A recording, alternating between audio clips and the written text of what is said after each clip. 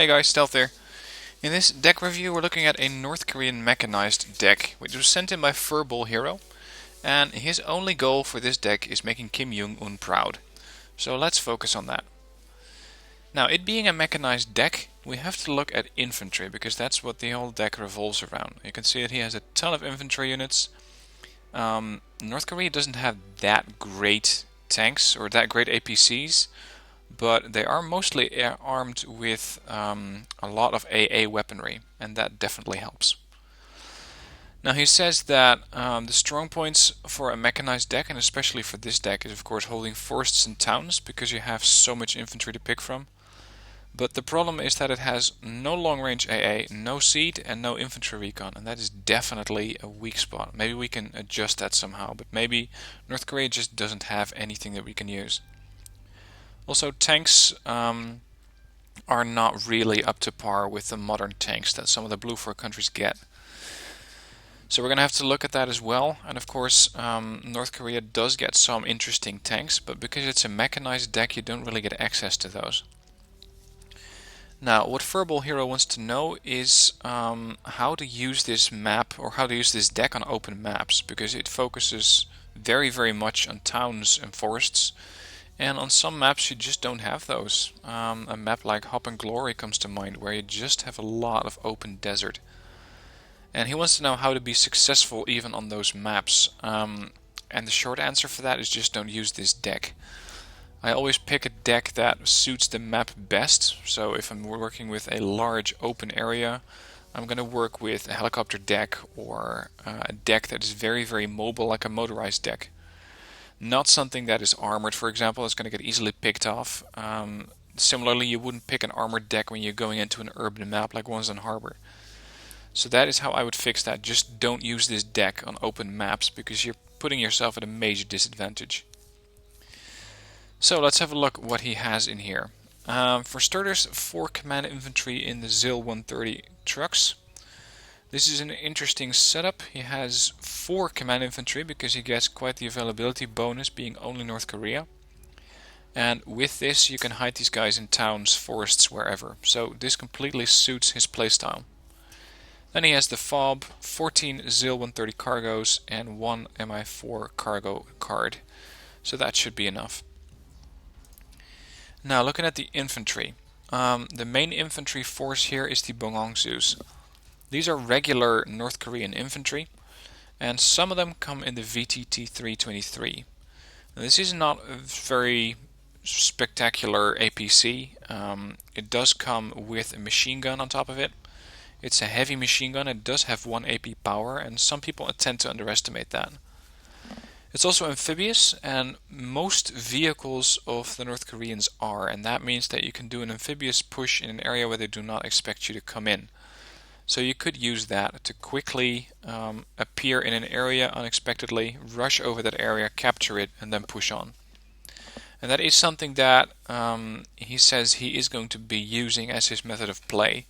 He wants to push up with a diverse force of mostly infantry in multipurpose APCs. And with multipurpose, he means that some of these APCs come with AA missiles. Some of them come with AT missiles. And for example, this VTT 323 comes with AA missiles, which is pretty much unique for an APC.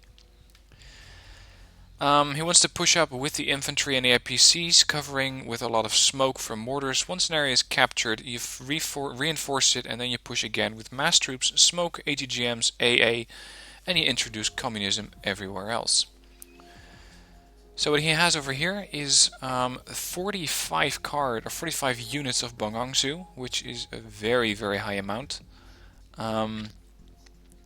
Let's see if this has to do anything with the vehicles, because you do get 28 of these VTT 323s.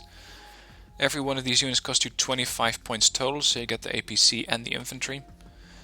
Other choices could be the Suzong Po, which has an ATGM on top of it. It's not that great in ATGM though, but it does help, especially if you can field a large number of them.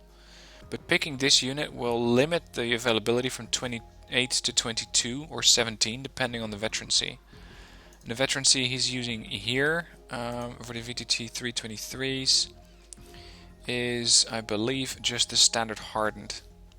And of course, being a mechanized deck, you already get an availability, and a veterancy bonus. Otherwise, they would just be trained. But hardened, no, it's not that bad.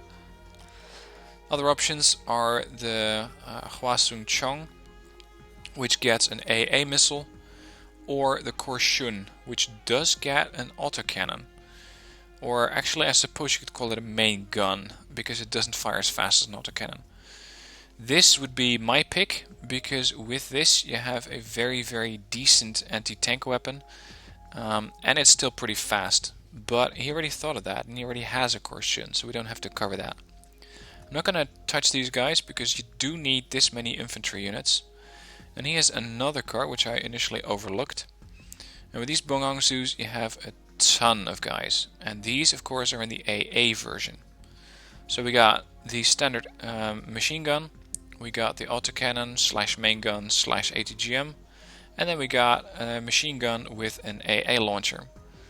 And with this, you have a very solid push. The one thing that you don't have is armor on these things. That's a bit of a weak spot, but if you can cover that up with smoke and pushing from cover to cover, then you should be okay with these vehicles. And again, if you lose 1 or 2 of them, or 5 or 10 even, they're only 25 a piece, which is even cheaper than some of the standard infantry that other countries use.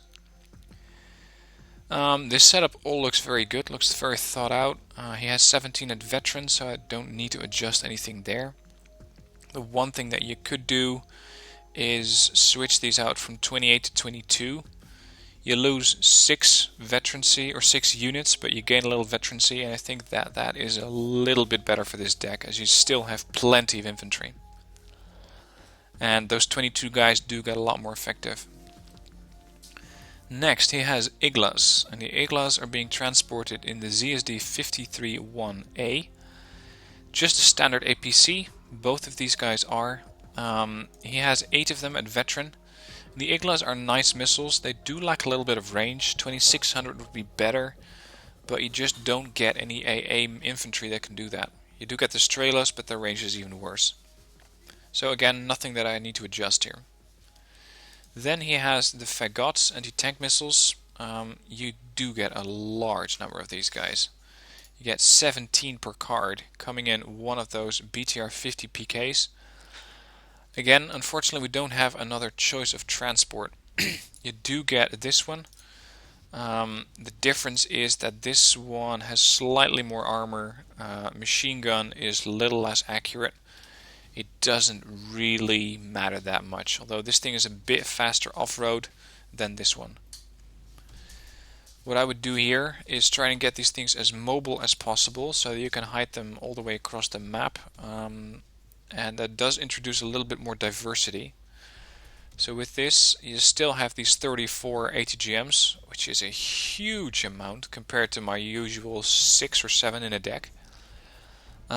So if you're fighting FurballHero on Blue 4, expect to find 34 ATGM infantry units somewhere across the map. Then he has Yukyonde 90s.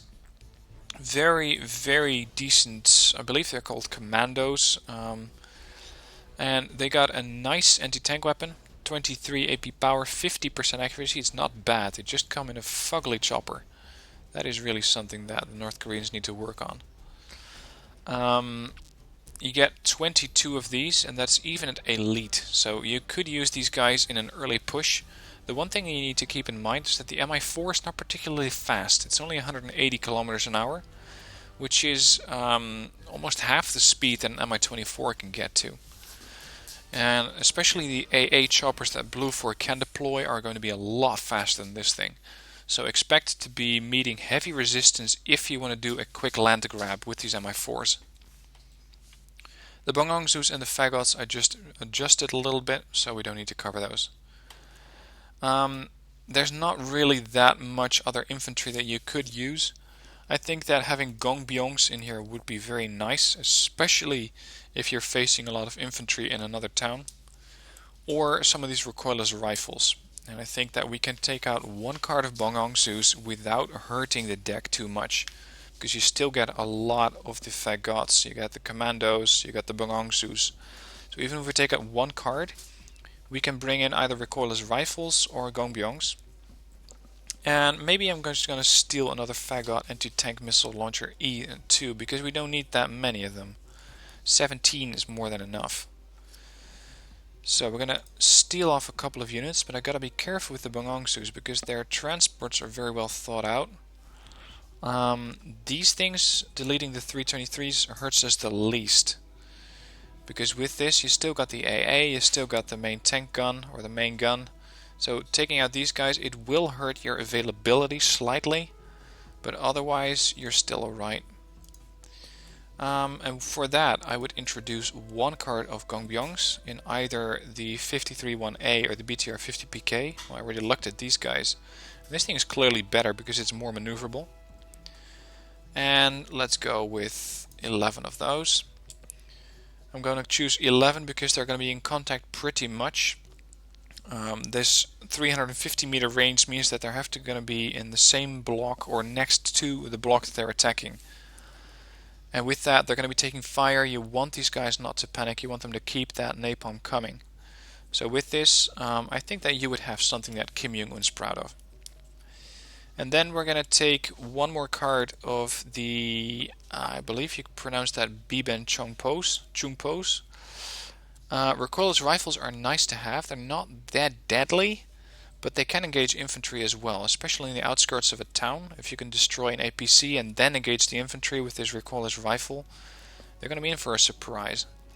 And we do get the BTR 50K, which is, well, it's a pretty terrible vehicle, but it is amphibious, so it's got that going for it. And we're just going to take 17 of those. Now I did scrape off a couple of infantry units, but the diversity is a bit bigger. So I adjusted this thing from having a high amount of hammers in the same deck to having a little bit more different tools. So hammers, screwdrivers and saws, for example. Let's go into support. And what we can find here is the Type 80 Spog. And he gets 17 of those, which is a very, very high number. These 17 Spogs, the Type 80s, they're not that great because they don't really have a lot of ground range, but you don't really need that on a Spog. But they do have a very, very nice anti-helicopter range. Their accuracy is pretty bad. But then again, you get 17 of them. So, say for example, the price of one Gepard at 60 points. You could deploy 2 of these, deploy more fire faster, and put up a, well, still a solid anti-air defense. Having 17 of these is definitely a must, because at rookie these things are not going to be able to hit anything. So I would just keep them at this. Keep in mind also that they can do anti-infantry warfare. They are remarkably sturdy with their 6 frontal armor. So with that I completely agree with having these in. Then he has the M1992 Spog. And this is a much improved version of the Type 80. It does fire a lower caliber. This one fires 57mm and gets 2 HE power. This only gets 1, but it fires a lot faster. You also get a range of 2800, so that's similar, but your anti-airplane range is a lot better. And that's pretty important because you can engage airplanes with this thing. Of course you can engage airplanes with this Spog as well, but you're more likely to hit them with the 1992. Unfortunately, we don't get that many of them. What you could do, it depends a little on your preference, but I would probably not run with the Type 80, instead having 2 cards of 1992s, because with that you just get 12 of these things, which I think is enough, and you don't really need all of these. But still, since these things are pretty versatile, you can engage both infantry and helicopters and airplanes. I'm just going to keep them in here because I think that for the purposes of FurballHero's deck, they are suitable. Then he has the Pongay 3. This is pretty much the only longer range AA that he has, and North Korea really has a problem with their AA.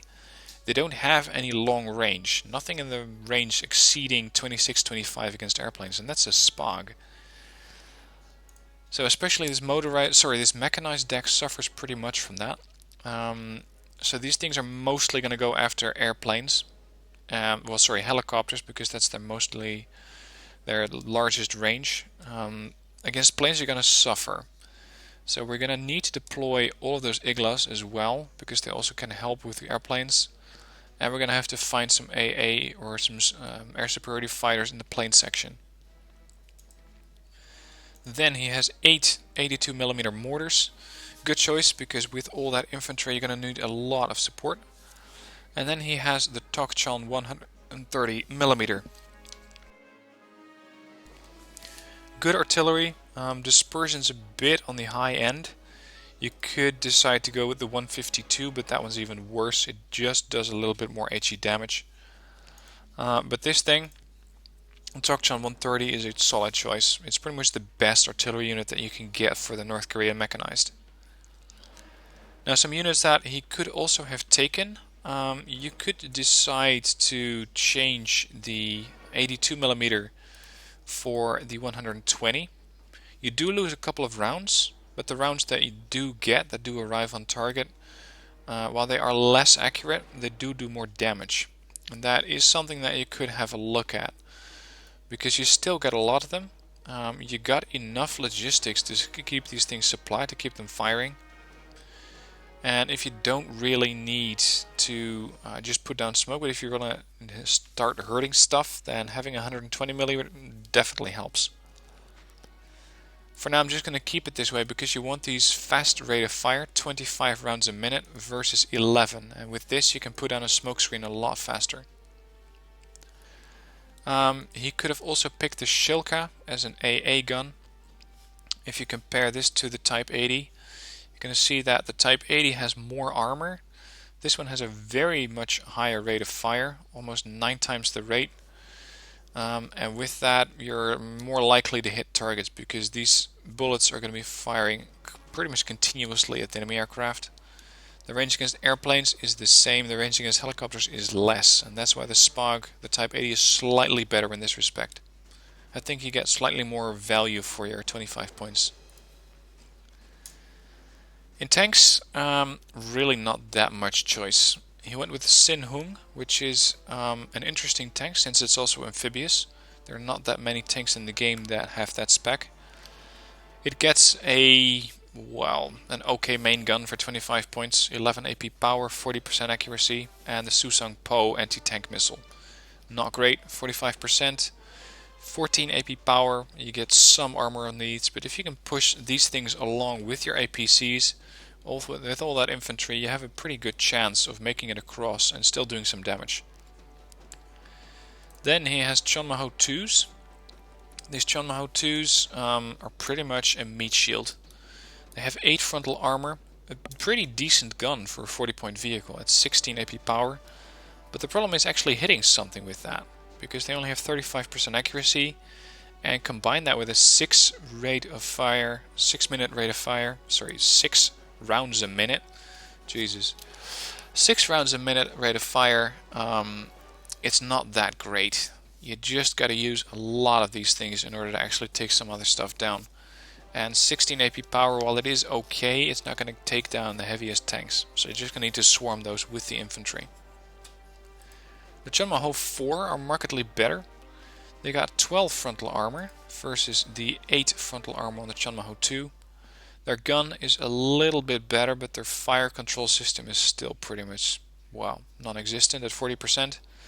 Don't even consider firing these things on the move with 15% accuracy, and the rate of fire is still terrible. Unfortunately, we don't get that many alternatives. The T-62D is pretty much just as bad. The Type 59, again, low rate of fire, although it's 1 round a minute better than the other tanks, the Chonmahos. Accuracy is still bad, AP power is still bad. North Korea just does not get a lot of good tanks. And then the T-72Ms, and this is pretty much the main high-end tank that the mechanized deck has, which for 70 points is pretty sad. 12 frontal armor, 18 AP power, 40% accuracy. Just keep pushing these things out in waves. Unfortunately, you only get 11 of them.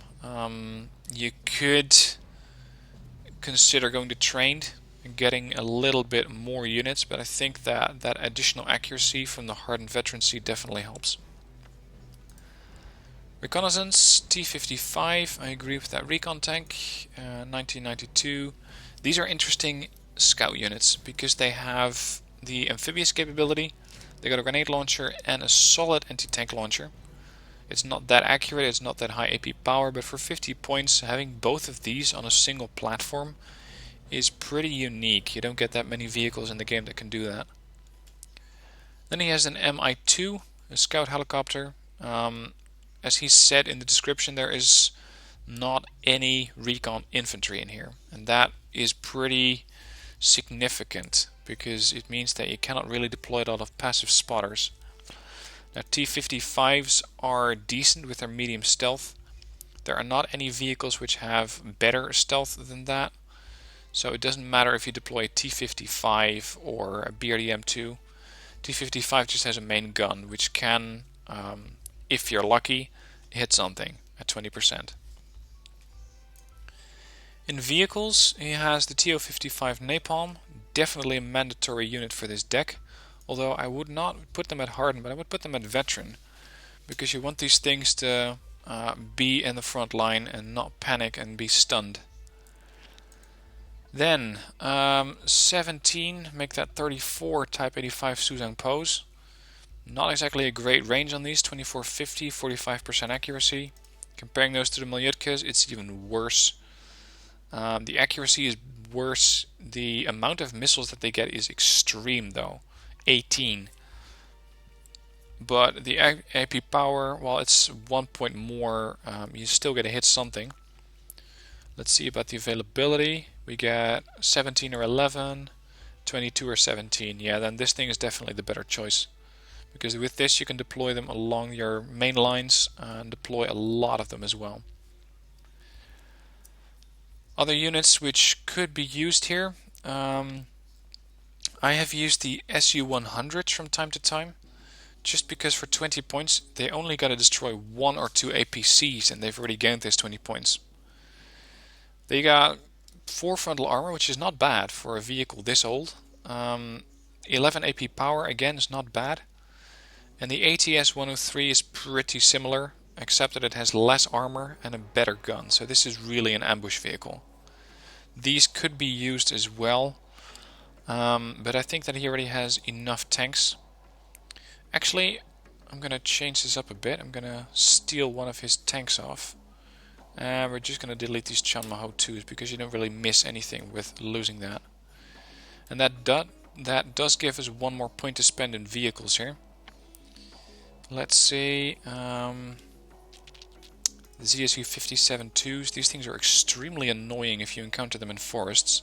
But he already has so many infantry that I don't think that he needs this one, so let's just go with SU-100s. The way I use them, ambushers, making sure that they support infantry in initial pushes, or just trying to provide a meat shield so that other units may live. Helicopters, you don't really get that many options. You do get the Mi-8 gunship, which is a pretty significant helicopter. It seems that, as with everything, the stats on them are pretty terrible.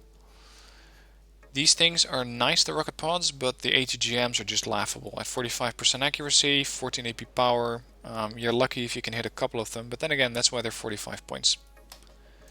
Mi-25 is another choice. I'm not entirely sure why he went with Mi-8s, because the Yak-B would make it worth getting the Mi-25. You do get more of these rocket pods, and the flight time versus the Suzang Po. The accuracy is worse, the stabilizer is worse, the AP power is slightly more, but this is an extremely slow missile. So let's just stick with the Mi-8 gunship. It's pretty much picking between the worst possible two. Then he has the Suzang Po MD500 with ATGMs on top of them. Good choice, because you do need a lot of those ATGMs, and while you do have a lot of them in vehicles already, having a quick response force like this will help you.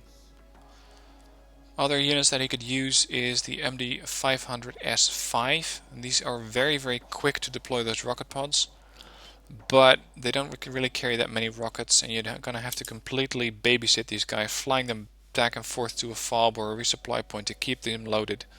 So these are just not worth the hassle. Then he has air, of course, MiG-23ML. This is, I believe, one of the only air superiority fighters that North Korea gets. Let's have a look. Yeah, they get both the MiG-23ML, which has a pretty decent range, but the missiles are semi-active, and the siege is only 10%. And then he gets a MiG-29-912B. And this is really something that has to be the main pride of your air superiority forces. The range on them, unfortunately, isn't that great. The MiG-23ML has longer range missiles. These Vimpels with their 6,300 meter range greatly outrange the MiG-29s. But the MiG-29s can fire all of their missiles at helicopters as well. So if you're dealing with a helicopter push, you want to have these things on your side.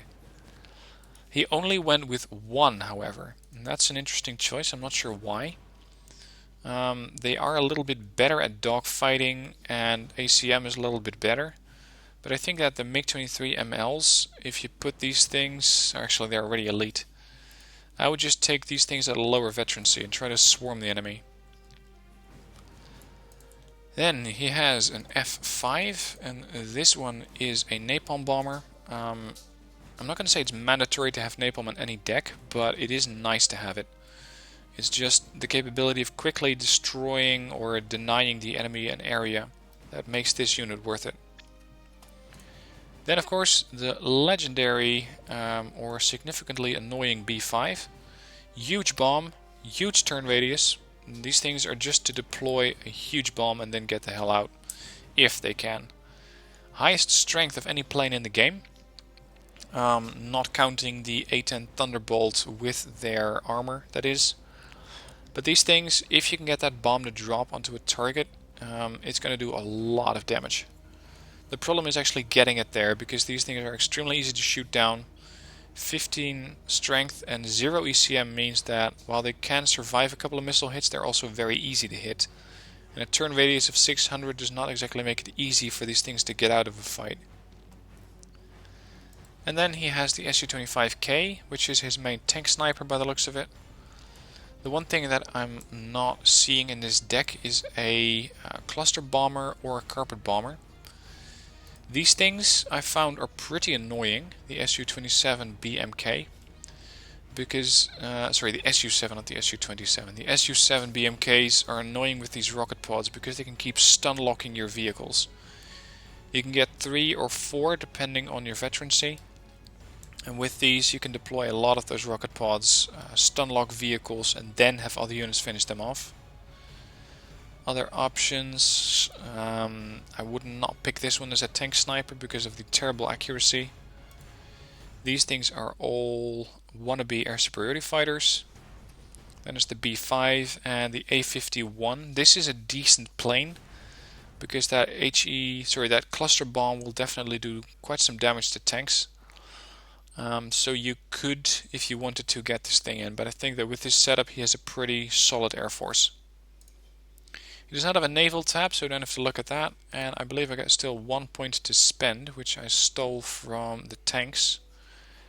If we can steal one more, or if I can free up one more, I can put them in another category. Let's see. Actually, I'm going to delete the Su-100s again. Let's see. These things are nice to have, these AGS, the grenade launchers. He already has quite a lot of anti-infantry capability, but these things, especially combination with napalm, are going to quickly clean up a town. He already has napalm in infantry and in vehicles, so we don't really need him over there. That leaves us with recon, where we can deploy another unit. So yeah, tanks, recon, or vehicles. I'm going to go with recon, because I think that he does not have enough passive spotters. These are pretty much active spotters for me because of their guns. So passive spotters could be, for example, the BRDM-2s. Spreading out 17 of these along the main front line gives you an excellent idea of what's going on. And they're amphibious. So, I hope that you can agree that this is a deck that would make Kim Jung Un proud. If not, let me know what kind of adjustments you would make to this deck. Just leave me a comment down below. I'm looking forward to seeing your input because I don't really play North Korea that often. So any ideas on any input on units that could do very well in here are appreciated. If you want to use this deck, the deck code is in the description below, and if you want to have me look at your deck, please send it to me through the link that's in the description below the deck code. I'm also going to copy the description that FurballHero sent me so you know exactly what his mission profile is, so that maybe you can improve the deck even further. For now, thank you for watching. If you haven't hit that subscribe button yet, please do so. And if you also want to like this video, please hit the like button down below. Thanks for watching. See you next video.